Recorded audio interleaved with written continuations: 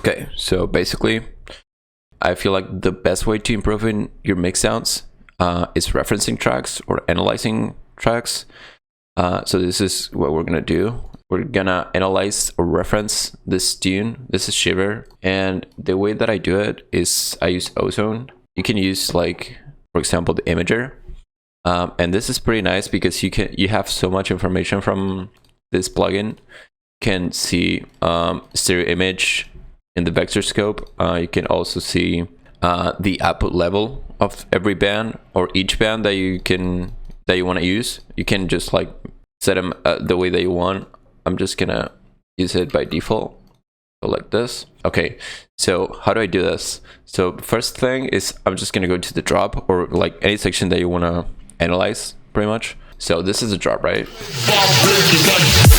I would just loop this part where everything's playing, sub, basses, effects, drums, everything, and I would open up Notepad, and then I can just take notes from this. So this is gonna be Shiver reference. So I can just like write my bands, the bands that I'm gonna use, and then, for example, I can just solo them and see the loudness of the band and the placement in the stereo field. This is what I'm gonna be looking at. This lower value here, the RMS value.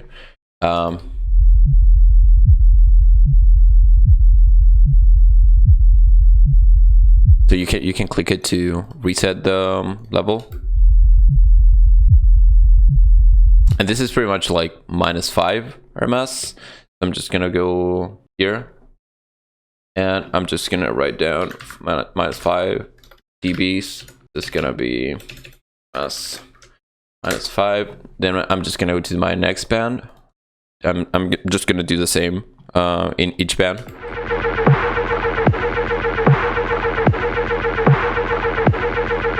So that goes a little bit louder when the drums hit, but let's say this is -11 RMS. Next one.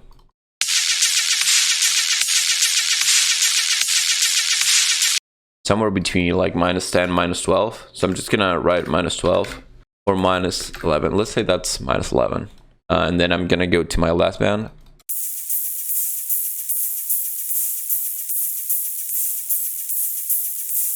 So this is like -17. Once you have that, that's gonna be your loudness reference. But then you have your stereo image reference, which is gonna be the VECTORSCOPE. And basically the VECTORSCOPE works like this. Let me open up Paint.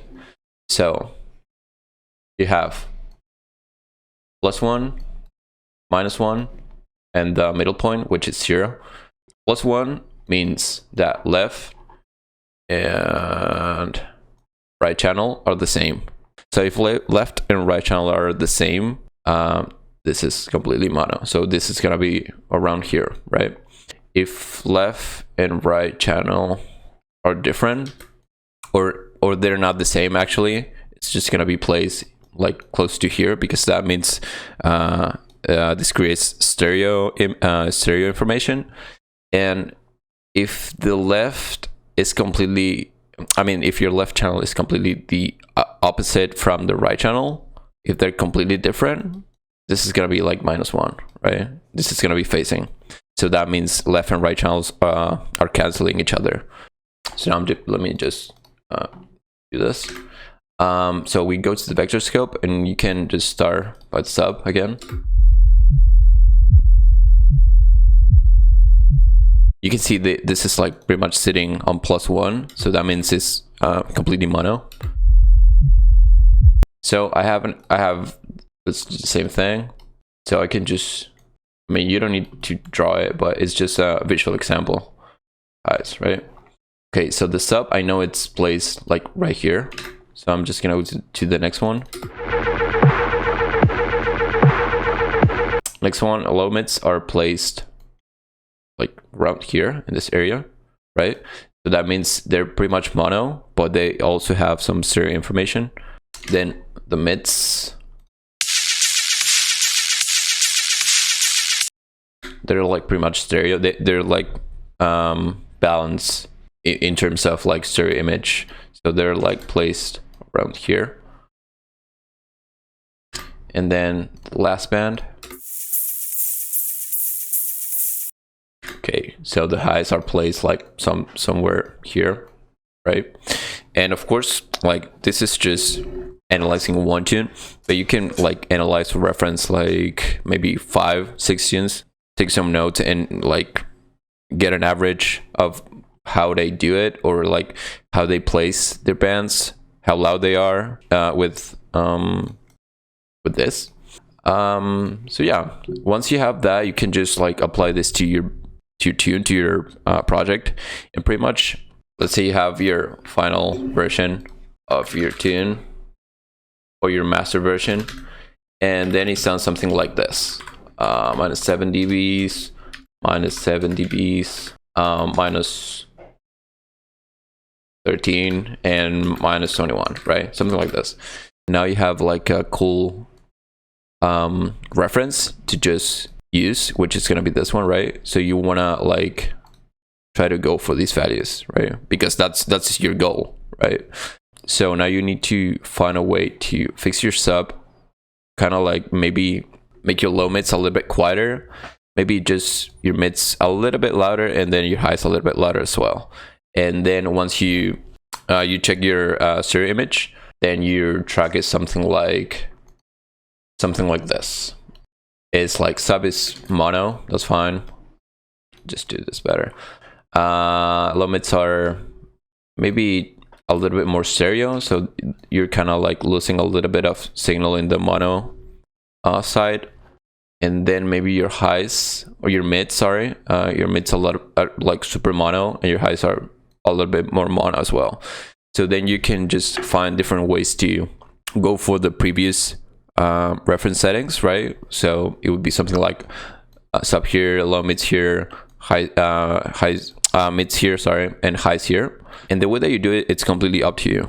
I don't usually tell people how to do things, because I feel like nowadays mixing is just like, I don't know, you can just do so many different things in order to make something work. So the only thing that matters is the final result. So you can maybe, I don't know, go to your basses and make the highs a little bit like more stereo, or like maybe your cymbals a little bit more stereo. Maybe your sub is a little bit like stereo, and you don't want it like that. So maybe you can just go and add like utility and just make it mono or something like that, right? But now you have this cool idea of how your project sounds and how it should sound, right?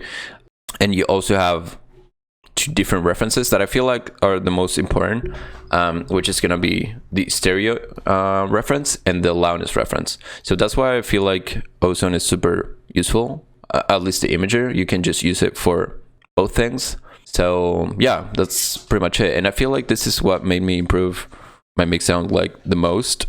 I was able to just grab any tune that I liked at the moment and just see how it was made, pretty much. Like, I don't know, I was able to just mute any band and just like try to focus on how the drums sound in that band, how the basses sound in there. Is it like more mono than stereo? Is it like super wide or not?